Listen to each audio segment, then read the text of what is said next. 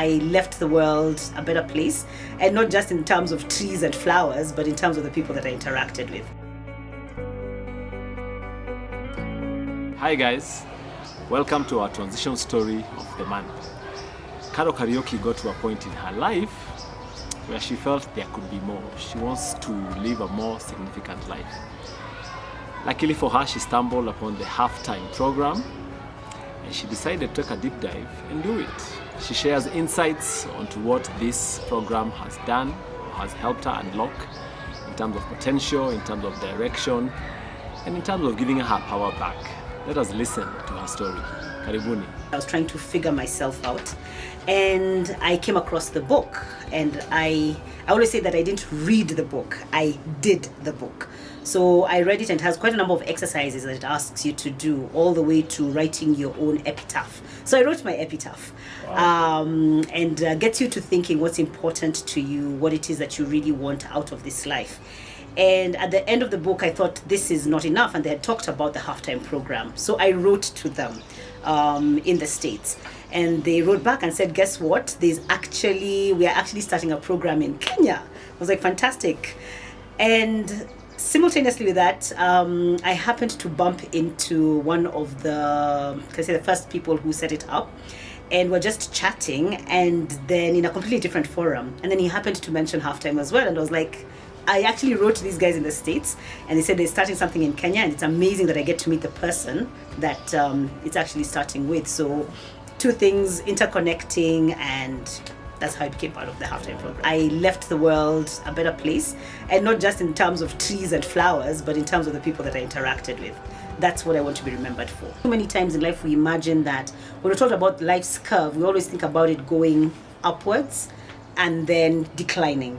So getting to hear about the sigmoid curve, that you go up and there will be that turn, but what you do at that turn determines whether you continue downwards or you're able to essentially get a new lease of life and go back up. I think for me was one of the most critical learnings from the program. One of the things I enjoyed about the halftime program was not just the program itself, but the questions that it asked that kept you asking yourself those questions even after the session, after the class, after the coaching sessions. And for me, I think one of the things that has made that switch has been having my own value statement. I had already started on the search for that before I started the program, but now having gone through the program, I was able to crystallize it and make it into something that then I'm able to live my life to.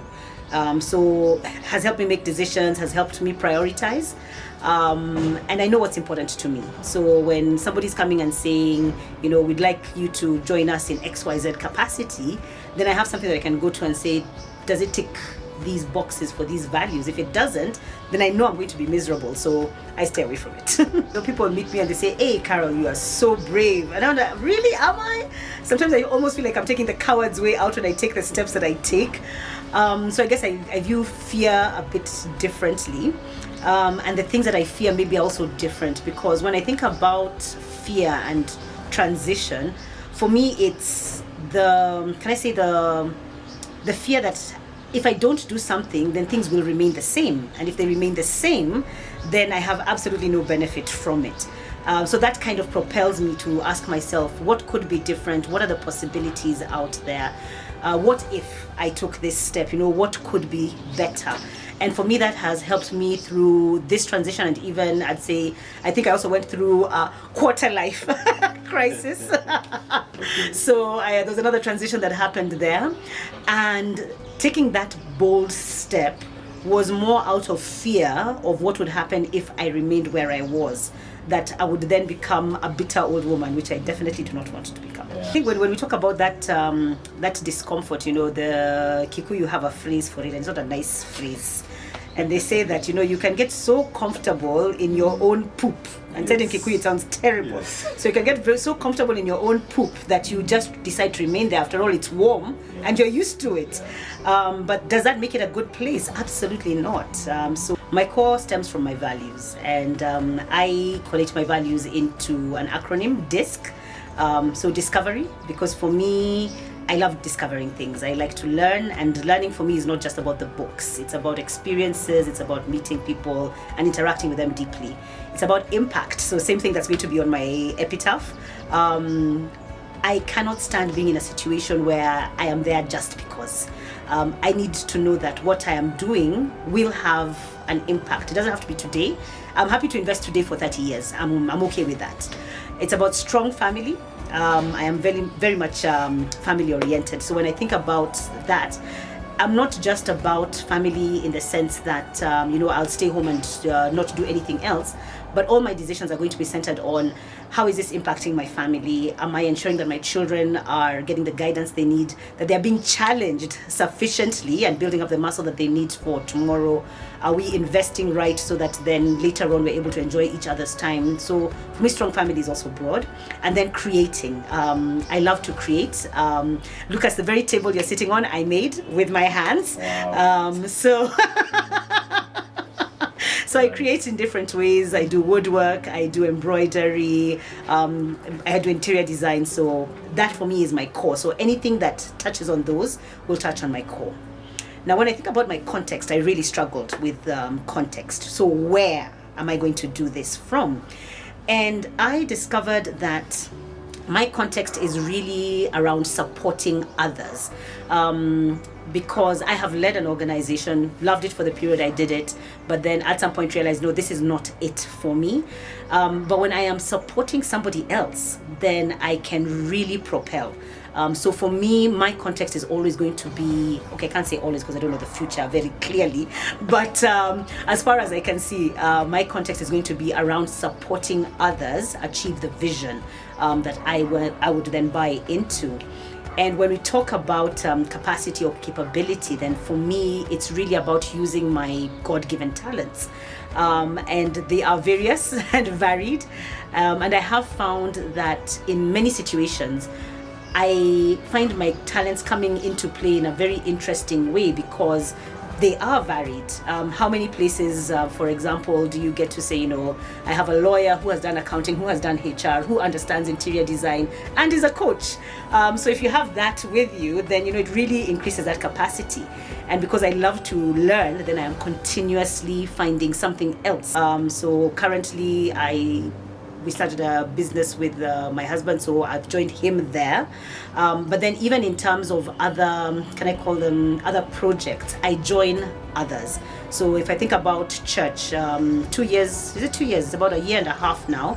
I joined the youth ministry in our church. So I joined that and offer now my capacity for them to grow, and then we can impact others together. So for me, that is where it is. So I know for certain in the near future, I'm not starting anything. It's not going to be me doing the starting, but I will join, I will support, and essentially propel towards the impact that we can then get together.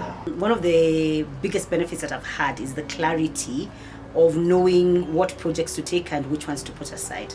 Because the reality is we have limited resources, whether we're talking money, we're talking time, we're talking energy, they're limited. Now, you have all these amazing things coming at you. How do you decide which one you're going to invest your time and energy and money into? So for me, that clarity that halftime brought is what has enabled me decide what's important and what's not.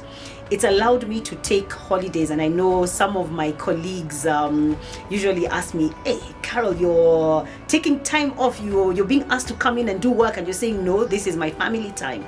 And because I know what it is that is important to me, I'm able to take that time off and go. Yes, I'm forfeiting some income, but at the same time, I'm also investing in my family.